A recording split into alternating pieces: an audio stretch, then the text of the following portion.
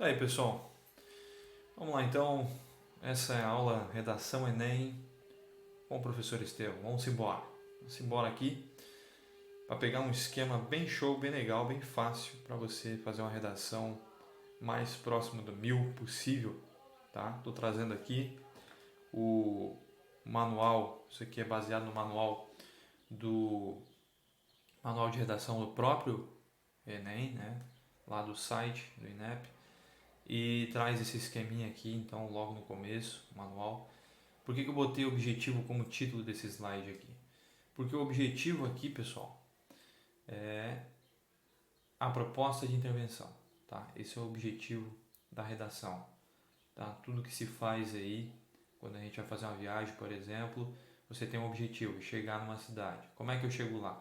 Você faz todo o planejamento ali de economia, de trajeto, do que tu vai fazer lá, o que tu vai comprar, os lugares que tu vai visitar, tudo isso. Você tem um objetivo para ir, né, um objetivo final, né, para ir nessa cidade. Então, eles vão te dar um tema, tá?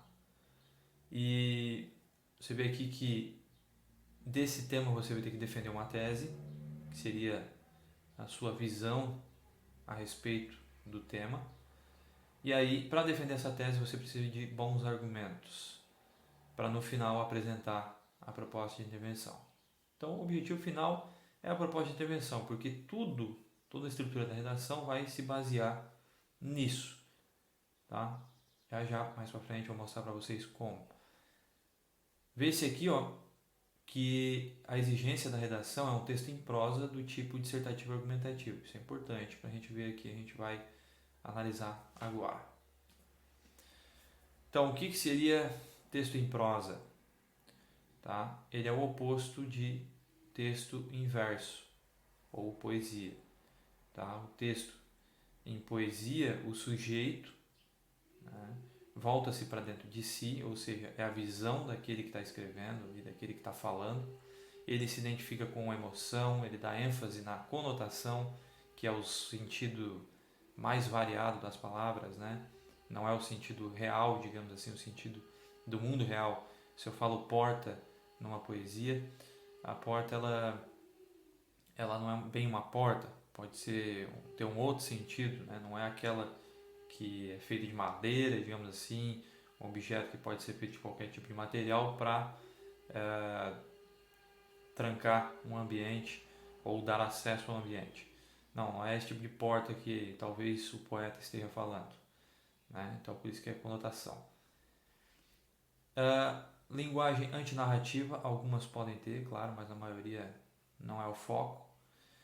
Fixa aspectos invisíveis, enquadra-se melhor na linha descontínua, que seria aquela linha antes de terminar a frase, simplesmente para rimar, né? Existe aquela quebra na linha e vai para a próxima. Claro, não estou falando, há poesias e versos que são feitos mais assim para dar o sentido real, né, do que ele está falando, né, fazer uma forma, um desenho. Ele pula a linha, ele faz as linhas diferentes, mas não vou focar aqui no que é os diversos tipos de poesia, não. É só para você saber que no verso a linha ela não precisa ser contínua. Aí você pode quebrar a linha no meio, tá falando ali, para numa palavra e já pula para a próxima linha. É isso que é o verso, a poesia. Na poesia, a estrutura sintática é acessória. Como assim? Não é o mais importante, tá? O que é uma estrutura sintática? É a ordem das palavras. Por exemplo, essa acessória pode ir lá na frente e estrutura sintática ir aqui no final. Por exemplo, acessória é estrutura sintática. Fica até mais poético, mas às vezes fica confuso, né? Então, na poesia é isso. Na prosa, o sujeito volta-se para o não eu, para o objeto. Ele está mais focado no objeto real, aquele fora dele mesmo. Por isso que ele tem que se identificar com a razão, ele tem que dar ênfase na denotação, ou seja, falar desse objeto como o objeto é realmente, usando uma linguagem clara, uma linguagem real, uma linguagem que, se tu falar porta, é aquela porta mesmo que tranca, digamos assim, o acesso a uma área, ou eu não sei agora qual a definição de porta, mas vamos lá. Né? Segundo o dicionário, com certeza deve ser uma linguagem assim um pouquinho mais técnica. A linguagem é narrativa, descritiva, fixa aspectos visíveis, por isso que eu estou falando, né? O aspecto visível, por exemplo, de porta, seria tu descrever essa porta como ela realmente é. Tu olha para uma porta, né? É um objeto feito de, sei lá, qualquer tipo de material, pode ser de vidro, madeira ou ferro. Tem, né, uma maçaneta, tem, ela bloqueia acesso a espaços e por aí vai. Então, aspectos visíveis, tá? Enquadra-se melhor na linha contínua, isso é prosa, por isso que você vai ver que o texto ele só vai pular para a próxima linha mesmo porque falta espaço na página, tá? Ele não vai do nada pular para a próxima linha, tá? Ele vai tentar manter ali a frase, o texto, tudo numa linha contínua, a menos que você inicie um novo parágrafo. Mas, do contrário, ele vai continuar nessa linha. E a estrutura sintática ela é essencial. Por quê? Para manter a clareza do texto. Tá? Não dá para ficar mudando muito a ordem das palavras ali na frase, porque senão vai tornar confuso. E num texto em prosa você precisa ter essa clareza, principalmente num texto como esse da redação do Enem. Seguindo, temos aqui um exemplo então do que é uma poesia para uma prosa, do texto em verso e outro texto em prosa. Trouxe 2 exemplos, a gente vai ver aqui.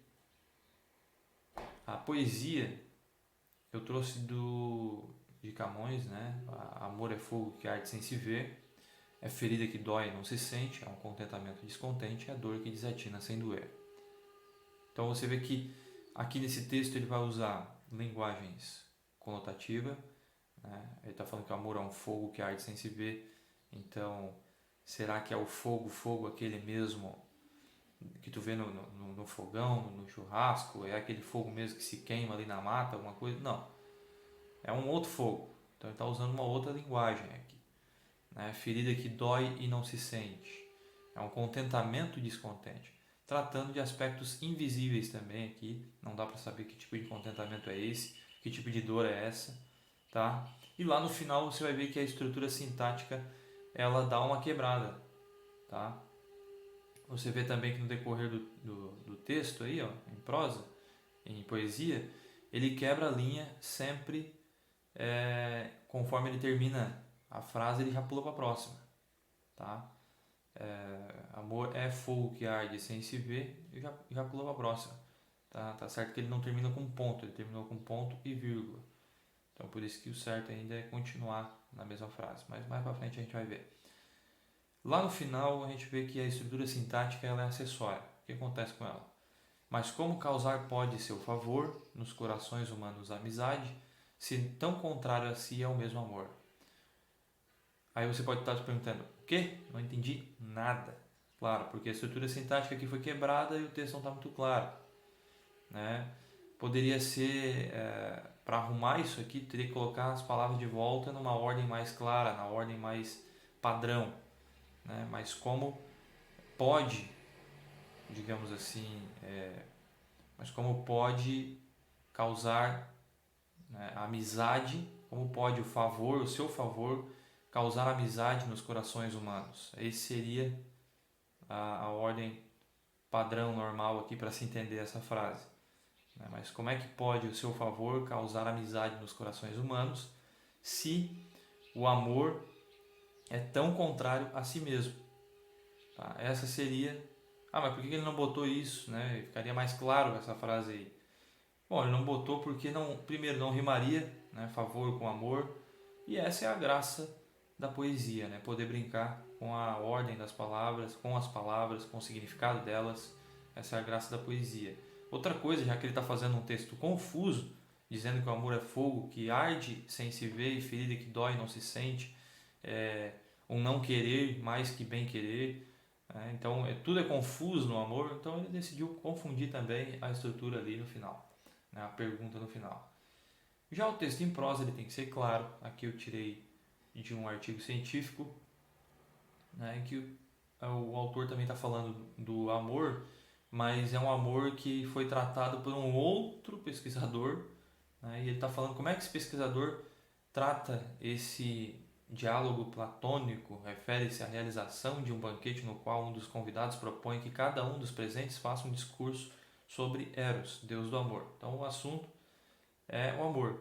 Só que aqui ele tá tratando da obra de Platão, né, o Banquete, usando aqui, né, a obra de Lacan, que Lacan tratou essa obra do Banquete, e aí ele está usando uma linguagem mais objetiva, é claro, ele está falando a opinião do Lacan, a opinião dos pesquisadores, tá? Ele não está tentando dizer o que é o amor, né? Aí você vê ali, ó, o interesse de Lacan ao debruçar-se sobre essa obra é a relação do amor com o fenômeno transferencial, né? E por aí vai. Então ele está falando o que é a opinião de Lacan sobre essa obra. Pronto. Esse é o objeto do texto dele, tá? Claro, o mais claro possível. Então, nesse sentido, assinala que devemos partir da consideração da interrogação sobre aquilo que o fenômeno da transferência é considerado a imitar ao máximo, até mesmo chegando a confundir-se com ele, o amor. Ou seja, a transferência, como é que eu vou dizer, esse dar e receber, digamos assim, às vezes se confunde com o amor, na opinião de Lacan, tá? Esse é o texto desse artigo sobre a obra O Banquete. Seguindo, então agora que você viu a diferença de prosa e poesia, o texto é em prosa, o texto da redação do Enem é em prosa.